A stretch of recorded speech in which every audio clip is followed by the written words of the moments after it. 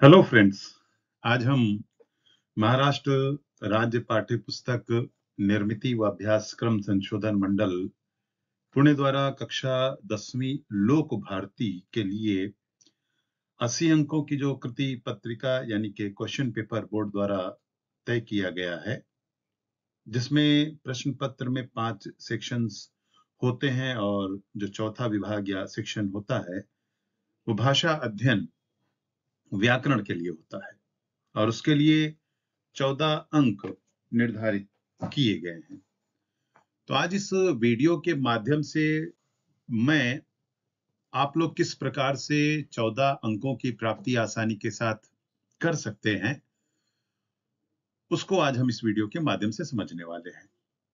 तो सबसे पहले हम लोग ये जो 14 अंक हैं, ये क्वेश्चन नंबर 4 में आपको पूछे जाते हैं और ये 11 सब क्वेश्चंस में बटे होते हैं, जिसमें से 8 एक-एक अंकों के लिए होता है और 3 क्वेश्चंस जो हैं वो 2-2 अंकों के लिए होते हैं। तो ये किस प्रकार से आपको पूछे जाते हैं और इनका उत्तर आप किस तरह से लिखें कि आप आसानी से अंकों की प्राप्ति कर सकें, इस वीडियो को बनाने के पीछे मेरा यही मकसद है। तो चलिए आगे की स्लाइड के माध्यम से हम समझते हैं कि व्याकरण के जो उपविभाग हैं, जो क्वेश्चंस के प्रकार हैं, वो किस तरह से आने वाले हैं, आप उन्हें समझें और इनके उत्तर आप किस तरह से आसानी से लिखें। यही सारी चीजों को इस वीडियो के माध्यम से आपको समझाने की कोशिश की गई है। स्टूडेंट्स, सबसे पहले आप लोगों को जो क्वेश्चन पूछा जाएगा वो यहाँ पर अलग अलग जो विभाग दिए गए हैं व्याकरण के, वो मैं यहाँ पर आपको समझाना चाह रहा हूं कि जो 11 क्वेश्चंस दिए जाएंगे क्वेश्चन नंबर 4 में व्याकरण विभाग वाले सेक्शन में 14 अंकों के लिए, उसमें पहला जो रहेगा शब्द के भेद पहचानना, जो कि विकारी और अविकारी शब्दों के आधार पर आपको समझाया जा चुका है। इसमें विकारी शब्दों में संज्ञा, सर्वनाम, विशेषण से संबंधित जो वाक्य दिया जाएगा उसको आपको पहचानना रहेगा और उसके लिए 1 अंक निर्धारित होता है। दूसरा जो विकारी शब्द का अव्यय वाला रूप रहेगा, उसमें वाक्य प्रयोग करने के लिए आपको दिया जाएगा और ये भी आपका शब्द भेद का ही एक रूप रहता है। अगला जो है वो संधि विच्छेद से रहेगा और ये भी 1 अंकों के लिए रहेगा, जिसमें आपको 2 तरह से प्रश्न दिए जाएंगे। एक में संधि बनाने के लिए दिया जाएगा और एक में आपको पहचानना होगा और उसके लिए 1 अंक निर्धारित किए गए हैं। अगला जो व्याकरण विभाग में उप क्वेश्चन नंबर 4 में रहेगा वो सहायक क्रिया से संबंधित प्रश्न रहेगा। आपको पहचानना होगा कि इसमें से सहायक क्रिया कौन सी है, उसका मूल रूप कौन सा है। स्टूडेंट्स, अगला क्वेश्चन ये भी क्रिया से संबंधित है, प्रेरणार्थक क्रिया, उसका रूप आपको लिखना होगा और ये भी आपको 1 अंक के लिए निर्धारित हो। जो व्याकरण विभाग का छठा उप क्वेश्चंस रहेगा, सब क्वेश्चंस रहेगा, वो मुहावरे से संबंधित रहेगा, जिसमें आपको चयन करना है या उसका अर्थ लिखकर वाक्य में प्रयोग करने के लिए दिया जाएगा। ये भी 1 अंक के लिए ही है, यहाँ पर देखिए चिन्हित किया जा चुका है। अगला जो व्याकरण से संबंधित प्रश्न रहेगा, कारक पहचानने के लिए आएगा और भेद लिखने के लिए आएगा। अगला जो व्याकरण से संबंधित प्रश्न रहेगा वो पंक्चुएशन, विराम चिन्ह से संबंधित रहेगा। इसे आपको वाक्य में कहां पर कौन सा पंक्चुएशन लगाना है वो आपको देखना और समझना होगा। अगला जो व्याकरण विभाग से संबंधित रहेगा, काल परिवर्तन वाला प्रश्न रहेगा और ये आपको 2 अंकों के लिए रहेगा। इसलिए यहाँ पर ध्यान दीजिएगा कि ये 1-1 अंकों के लिए यहाँ पर है, शब्द भेद से लेकर विराम चिन्ह तक, और उसके बाद जो अगला काल परिवर्तन वो 2 अंकों के लिए रहेगा। और इसी तरह से अगला जो व्याकरण विभाग का वो वाक्य भेद, रचना के आधार पर और अर्थ के आधार पर, रचना के आधार पर भी पूछा जाएगा और अर्थ के आधार पर भी पूछा जाएगा और 1 अंक के लिए रहेगा, 2 मार्क्स के लिए रहेगा। अगला जो व्याकरण खंड का लास्ट वाला रहेगा, वाक्य शुद्धिकरण से संबंधित रहेगा। इसमें आपको 2 अंकों के लिए वाक्य शुद्ध करने से संबंधित प्रश्न पूछा जाएगा। तो चलिए, अब ये तो आप देख लिया आप लोगों कि यहाँ पर 14 अंकों के लिए किस तरह से ये सारे व्याकरण से संबंधित प्रश्न हैं यहाँ पर। अब प्रश्न का पैटर्न क्या होगा और आपको उत्तर किस तरह से लिखना है, ये आपको समझना होगा। और इस वीडियो के बनाने के पीछे जो मकसद है वो यही कि आप प्रश्न के प्रारूप को समझें, उसके पैटर्न को समझें, और भले ही एक-एक अंक, लेकिन बोलते हैं ना कि बूंद-बूंद से घड़े का भरना, तो उसी आधार पर ये 14 अंक आप चंद मिनटों में बड़ी आसानी के साथ हासिल कर सकें, ये मेरा उद्देश्य है। स्टूडेंट्स, जैसा कि मैं आपको पहले बता चुका हूं कि आपका क्वेश्चन पेपर जो है 5 विभागों में बटा होगा।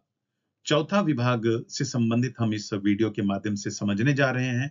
उसका जो प्रश्न होगा ये इस तरह से, क्वेश्चन नंबर 4, प्रश्न नंबर 4, सूचनाओं के अनुसार कृतियां कीजिए, ये आपसे इस तरह से पूछा जाएगा। और पहला जो क्वेश्चन होगा वो आपका शब्द भेद से संबंधित होगा। इसमें आपको ध्यान ये रखना है कि एक वाक्य दिया जाएगा आपको। ये देखिए, शब्द के भेद पहचानना, संज्ञा, सर्वनाम, विशेषण, मतलब एक वाक्य यहां पर दिया जाएगा जिसमें एक शब्द जो है रेखांकित किया जाएगा, अंडरलाइन किया जाएगा, और उस रेखांकित शब्द को आपको पहचानना है कि वो संज्ञा का है, सर्वनाम का है, विशेषण का है। वो पहचान कर आपको लिखना होगा, और इस आधार पर आपको अंकों की प्राप्ति हो सकेगी। अब देखिए क्वेश्चन क्या रहेगा, अधोरेखांकित शब्द का शब्द भेद पहचानिए।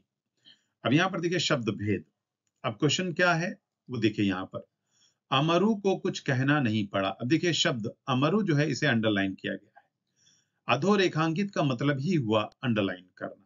तो यहां पर अमरु जो है ये संज्ञा शब्द है, और चूंकि ये एक विशेष व्यक्ति का नाम है, इसलिए ये व्यक्तिवाचक संज्ञा रूप, यहां पर आप इसे इस तरह से आंसर लिखेंगे।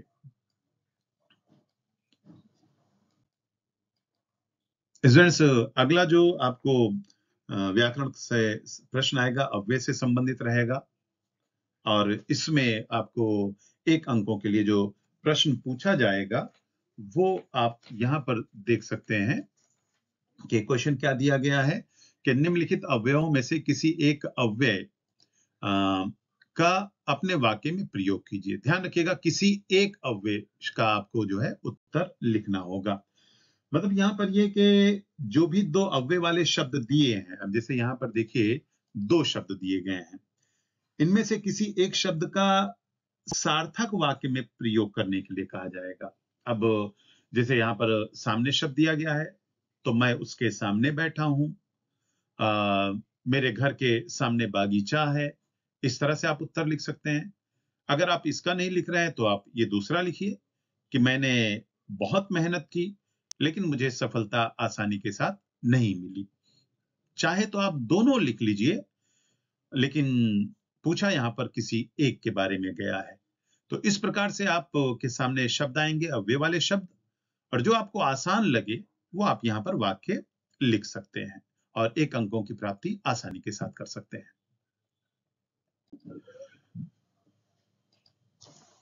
स्टूडेंट्स, अगला जो शब्द रहेगा वो आपको संधि से संबंधित रहेगा, और ये क्वेश्चन नंबर 4 में तीसरा क्वेश्चन रहेगा। इसमें कृति पूर्ण करने के लिए कहा जाएगा, मतलब संधि के अंतर्गत जो है आपको कृति, क्या क्वेश्चन दिया जाएगा वो आपको पूछा जाएगा, जिसमें 2 शब्द होंगे, और विद्यार्थियों को किसी एक शब्द का संधि करना है, और एक शब्द का जो है संधि विच्छेद, यानी उसको तोड़ना है, ब्रेक करना है, और भेद पहचानना है, और भेद पहचान कर लिखना होगा। क्वेश्चन कैसा रहेगा वो देख लीजिए यहां पर कि तालिका पूर्ण कीजिए।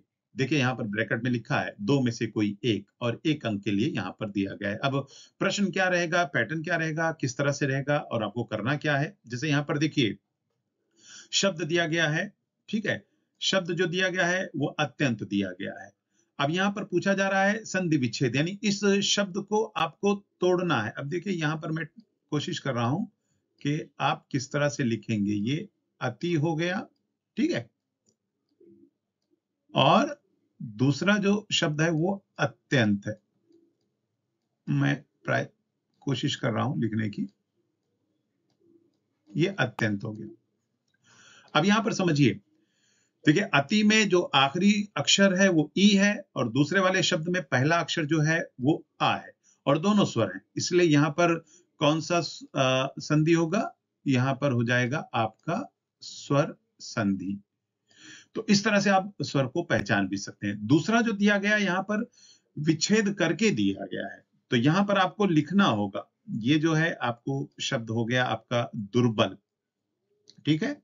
यहां पर इस तरह से आप दुर्बल लिखेंगे और ध्यान ये रखिएगा, ये जो दो डॉट आपको दिख रहे हैं, ये आपका विसर्ग है, ठीक है? ये किसका चिन्ह होता है? ये जो आपने स्वर पढ़ा होगा, तो आ के साथ दो डॉट रहते हैं, इसको विसर्ग कहा जाता है। तो इस वजह से एक चीज मैं आपको यहाँ पर थोड़ा ट्रिकी टाइप में आपको बता दूं कि विसर्ग से संबंधित एक ना एक प्रश्न आपसे पूछा ही जाता है। तो अब यहाँ पर सीधा सा आंसर संधि भेद का क्या हो जाएगा? यहाँ पर आपको लिख देना है विसर्ग संधि, ठीक है? तो इस प्रकार से आप प्रश्नों के उत्तर भी लिख सकते हैं, जिससे कि आपको आसानी के साथ अंकों की प्राप्ति हो सके। तो ये इनमें से कोई एक आपको लिखना था, लेकिन अगर आप दोनों लिखते हैं तो भी कोई दिक्कत वाली बात नहीं है। अगर कोई एक गड़बड़ होता है तो दूसरा जो सही रहेगा उसके लिए आपको अंक दे दिया जाएगा।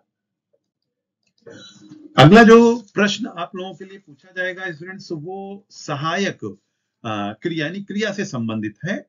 इसमें दो वाक्य दिए जाएंगे और इन वाक्यों में से किसी एक सहायक क्रिया को पहचानना रहेगा और उसका मूल रूप लिखना रहेगा। अब वो प्रश्न कैसा है वो यहाँ पर आप देखिए कि निम्नलिखित वाक्यों में से किसी एक वाक्य से सहायक क्रिया को पहचानिए और उसका मूल रूप लिखिए। अब देखिए प्रश्न का प्रारूप क्या रहे, दो वाक्य दिए गए हैं, ठीक है?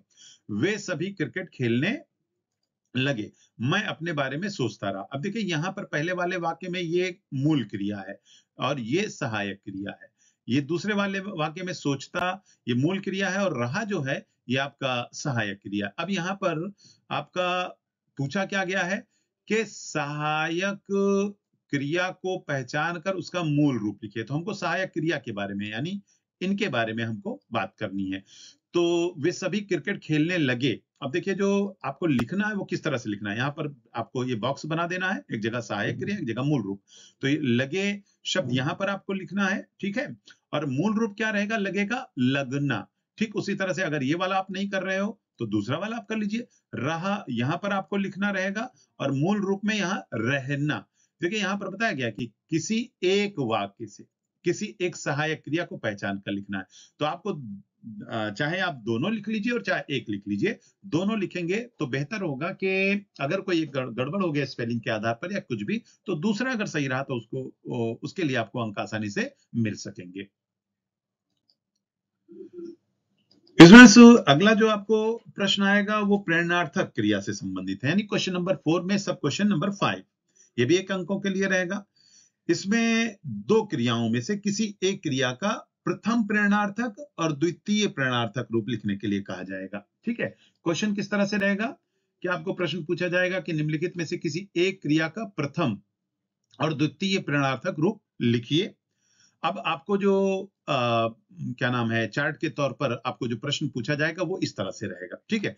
अब इनमें से दो शब्द दिए गए हैं, दो शब्दों में से पहला कहना है, कहना का कहाना होगा और द्वितीय प्रेरणार्थक रूप कहलाना होगा। हंसना हंसाना हंसवाना, कहाना कहवाना, हंसाना हंसवाना, इस तरह से आप इनके उत्तर या तो आप दोनों का लिख दीजिएगा या किसी एक का लिख दीजिएगा। दोनों का लिखेंगे तो ज्यादा बेहतर होगा। अगला जो आपको प्रश्न आएगा वो आपका मुहावरे से संबंधित है। अब देखिए यहां पर जो मुहावरे से संबंधित प्रश्न आएंगे वो दो प्रश्न होंगे। इनमें से एक मुहावरे का अर्थ लिखकर आपको वाक्य में उसे प्रयोग करना होगा और दो मुहावरे दिए जाएंगे, मतलब इनमें से दो मुहावरे दिए जाएंगे और किसी भी एक मुहावरे का अर्थ लिखकर आपको अपने वाक्य में प्रयोग करना होगा। मुहावरे को वाक्य में जब आप लिखेंगे तो उसको आपको अंडरलाइन भी करना होगा। देखो क्वेश्चंस क्या दिया गया कि निम्नलिखित मुहावरों में से किसी एक मुहावरे का अर्थ लिखकर अपने वाक्य में प्रयोग कीजिए। अब यहां पर देखिए दो मुहावरे दिए गए हैं, ठीक है? इन दोनों मुहावरों में से किसी एक मुहावरे का आपको अर्थ लिखना है, ठीक है, और उसका वाक्य बनाना है। अब यहाँ पर 9-2-11 होना नहीं, भाग जाना नहीं, पुलिस को देखते ही चोर क्या हुई, 9-2-11 हो गई। चेहरा तमतमाना नहीं, गुस्सा होना, क्रोधित होना, यानी बेटे की गलती को देखकर पिताजी का चेहरा तमतमा गया, इस तरह से। मतलब ध्यान यहाँ पर क्या रखना है, यहाँ पर अर्थ लिखना है, लेकिन जब आप वाक्य प्रयोग करें तो अर्थ को वाक्य में नहीं लिखना है, बल्कि मुहावरे वाले शब्द को वाक्य में प्रयोग करना होता है। इसलिए जल्दी में कभी कभी अर्थ का प्रयोग वाक्य में कर देते हैं और इसलिए उनके अंक जो है कट जाते हैं। अगला जो रहेगा, देखिए यहाँ पर अथवा करके, मतलब अधोरेखांकित यानी अंडरलाइन किया जाएगा वाक्यांश, यानी एक लाइन दी जाएगी, एक सेंटेंस दिया जाएगा, ठीक है, मतलब विकल्प के तौर पर है ना ये। तो यहाँ पर आपको उचित मुहावरे, अब देखिए क्वेश्चन किस तरह से रहेगा तो आपको समझ में आएगा। जैसे यहाँ पर दो आपको मुहावरे दिए गए हैं और एक वाक्य दिया गया है। अब वाक्य क्या दिया गया, पुत्र के असफल होने की खबर सुनकर पिताजी गुस्सा हो गए। अब गुस्सा हो गए, इसे अंडरलाइन किया गया, इस वाक्य में ये वाक्यांश जो है ये अंडरलाइन किया गया, नहीं रेखांकित किया गया है। अब इसके लिए इन दोनों में से कौन सा मुहावरा सटीक है वो आपको लिखना है। अब चूंकि गुस्सा होना के लिए लाल पीला होना, क्रोधित होना, यही उसका सही मुहावरा, इसलिए आप इसकी जगह यानी पिताजी लाल पीले हो गए, ये इसका सही आंसर होगा। स्टूडेंट्स, अगला जो क्वेश्चन रहेगा वो आपको कारक से रहेगा। कारक से संबंधित आपको आपने पढ़ लिया होगा, नहीं तो आप आगे के वीडियोस में देख लेना कि किस तरह से यहाँ पर दो वाक्य दिए जाएंगे जिनमें से कोई एक कारक पहचान कर उसका आपको भेद लिखना होता है। कारक जो है 8 प्रकार के होते हैं, कर्ता, कर्म, करण, अपादान, संप्रदान, संबोधन, अधिकरण, इस तरह के 8 प्रकार होते हैं और सबके लिए उनका अपना एक कारक चिन्ह भी होता है। अब यहाँ पर जो क्वेश्चन दिया जाएगा वो इस प्रकार से रहेगा कि निम्नलिखित वाक्य को पढ़कर प्रयुक्त कारकों में से कोई एक कारक पहचान कर उसका भेद लिखना है। अब ध्यान ये रखना है कि अगर आपने कारक के जो भेद हैं, उनका जो चिन्ह है, अगर वो आपने याद किया हुआ, जैसे कर्ता ने कर्म को करण से, संप्रदान के लिए अपादान से, संबंध का अधिकरण में, पेपर, संबोधन हे ओ अरे, इस तरह से अगर आपने याद किया हुआ है तो वाक्य पढ़ते ही आपको समझ में आ जाएगा कि यहाँ पर कौन सा कारक है और उसका भेद क्या होगा। अब जैसे वाक्य यहाँ पर पढ़िए, यहां पर दिया गया रमेश के हाथ से पेन गिर गई। हाथ से पेन गिरने का मतलब यहां पर देखिए ये आपका अलग होने वाला भाव हो गया। एक होता है कर्ता ने कर्म को करण से, अपादान के लिए, संप्रदान के लिए अपादान से। तो यहां पर जब अलग होने का भाव हो तो वहां पर अपादान होता है, और जब अलग होने का भाव इससे के साथ ना रहे तो वहां पर करण कारक होता है। तो यहाँ पर अलग हो रहा है, हाथ से पेन अलग हो रही, इसलिए यहाँ पर अपादान रहेगा। अगला जो है, मैं रमेश के लिए, अब वापस से आप पढ़ लें तो समझ में आ जाएगा, कर्ता ने कर्म को करण से, संप्रदान के लिए, तो यहाँ पर क्या होगा, संप्रदान होगा। तो अगर आपने ये कर्ता के 8 भेद और उनके कारक चिन्हों को याद कर लिया है तो आप वाक्य में से आसानी के साथ चिन्हों को ढूंढकर उनका आंसर लिख सकते हैं। कैसे लिखना है, एक जगह आपको कारक चिन्ह लिखना है, यानी हाथ से, तो और यहाँ पर अपादान लिखना रहेगा। यहाँ पर रमेश के लिए में संप्रदान मतलब के लिए, और यहाँ पर संप्रदान लिखना होगा। तो इस प्रकार से आप प्रश्नों के उत्तर आसानी से देने की कोशिश करें। इसलिए जो अगला क्वेश्चन रहेगा वो पंक्चुएशन के लिए रहेगा, विराम चिन्ह के लिए रहेगा। अब यहाँ पर आपको एक ऐसा वाक्य दिया जाएगा जो विराम चिन्ह रहित तो होगा, मतलब पंक्चुएशन वहां पर नहीं लगे होंगे, यानी वहां पर उस वाक्य में आपको 2 उचित पंक्चुएशन लगाने होंगे। 2 वहां पर रहेगा, ये ध्यान रखिएगा। वाक्य किस तरह से रहेगा वो आप देख लीजिए। यहाँ पर क्वेश्चन क्या है कि निम्नलिखित वाक्य में यथा स्थान, मतलब जहां पर सही पंक्चुएशन से लगाया जा सके, यानी उचित विराम चिन्हों को का प्रयोग करके वाक्य फिर से बनाना है। वाक्य क्या रहेगा वो देख लीजिए। यहाँ पर प्रेम एक ऐसी अलौकिक शक्ति है जिससे मनुष्य को अनंत लाभ होते हैं। अब यहाँ पर देखिए, यहाँ पर कॉमा रहेगा, ठीक है, जिससे मनुष्य को अनंत लाभ होते हैं, यहाँ पर फुल स्टॉप यानी पूर्ण विराम रहेगा। यानी आधे आधे मार्क्स के लिए दोनों पंक्चुएशन होंगे, ये आपका 1 अंकों के लिए रहेगा। इस प्रकार से आप आसानी के साथ पंक्चुएशन को हल कर सकते हैं और 1 अंकों की प्राप्ति कर सकते हैं। अगला जो प्रश्न रहेगा इसमें वो टेंस यानी काल परिवर्तन से संबंधित रहेगा। और यहां पर अब ध्यान रखना है आपको कि अब यहां से 9, 10, 11 ये जो व्याकरण के अलग अलग क्वेश्चंस दिए जाने वाले हैं, ये दो दो अंकों के लिए रहेंगे।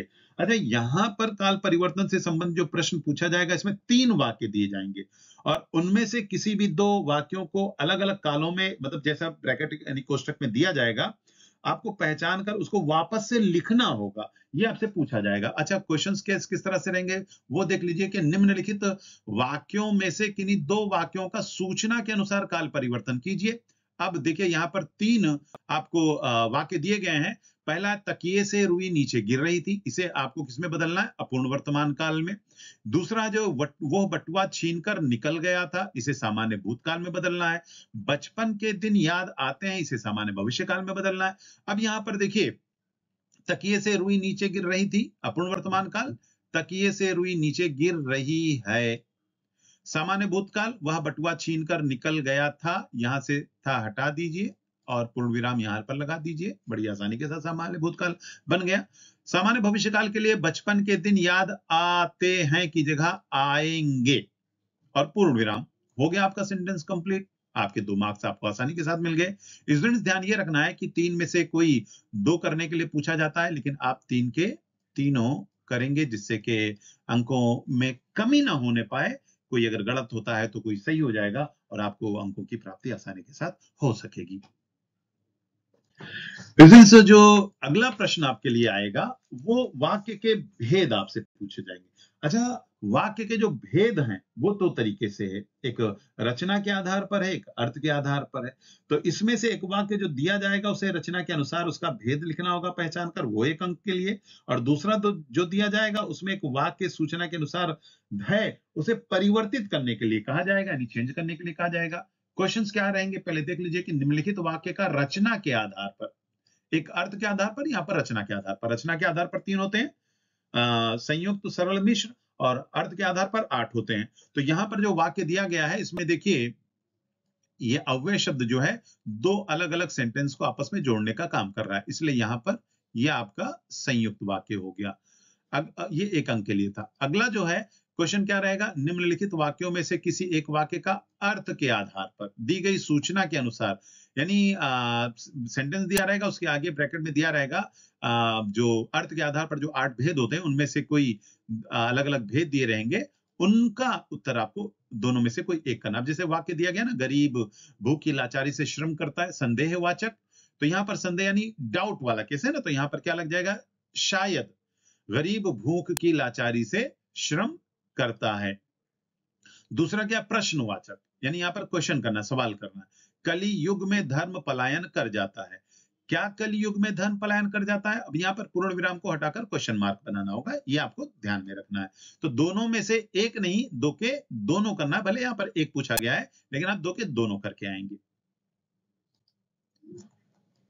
इस दिन जो अगला व्याकरण खंड का 11वां क्वेश्चन है वो वाक्य शुद्धिकरण से संबंधित रहता है। इसमें आपको 2 जगह वाक्य में गड़बड़ी होती है और मात्राओं की गड़बड़ी कह लीजिए, शब्दों में वचन के आधार पर गड़बड़ी कह लीजिए। और वाक्य शुद्धिकरण में आपने पढ़ा होगा कि कहां कहां पर गड़बड़ी होती है, उस आधार पर आपको ये वाला प्रश्न पूछा जाएगा।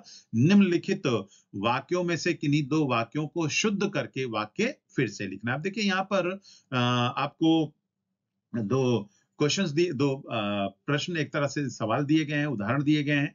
अब इनमें आपको जो गड़बड़ी है वो ये है कि 2 जगह गड़बड़ी है। प्रेम एक अलौकिक, अब देखिए यहां पर प्रेम एक अलौकिक शक्ति है, मैं यहां पर औ की मात्रा होनी चाहिए ना कि ए की मात्रा। और दूसरा यहां पर देखिए प्रेम जो है एक वचन के आधार पर है, और हमने है जो यहां पर देख रहे हैं वो ये जो डॉट है ये हटा देंगे।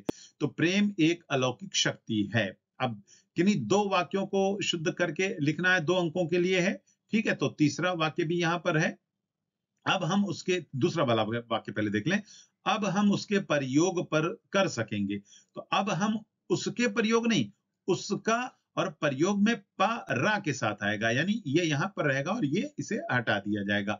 अब हम उसका प्रयोग, उसके की जगह उसका ये हटा देंगे, प्रयोग कर सकेंगे, ये आपका सही हो जाता है। बचपन के वह दिन याद आता है, तो बचपन का एक दिन नहीं होता, कई दिन, तो वह की जगह क्या हो जाएगा, वे, और ये हा हटा दिया जाएगा। और दिन जो है ये धर्म से संबंधित है, जबकि दिन होता है यानी गुजरे हुए दिन, तो ये आप हटा देंगे। दिन या बचपन के वे दिन याद आते हैं, अब ये यहां पर आप डॉट लगा देना है, ठीक है। बचपन के वे दिन याद आते हैं, या फिर बचपन का वह दिन याद आता है। यानी इस तरह से आप वाक्यों को शुद्ध करके फिर से लिखेंगे और अंकों की प्राप्ति आसानी से आप कर सकेंगे।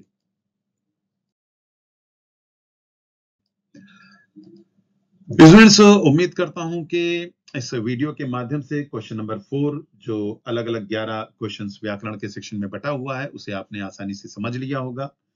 जल्द ही हम मिलेंगे एक नए वीडियो के साथ, तब तक के लिए आप तमाम लोगों से अलविदा।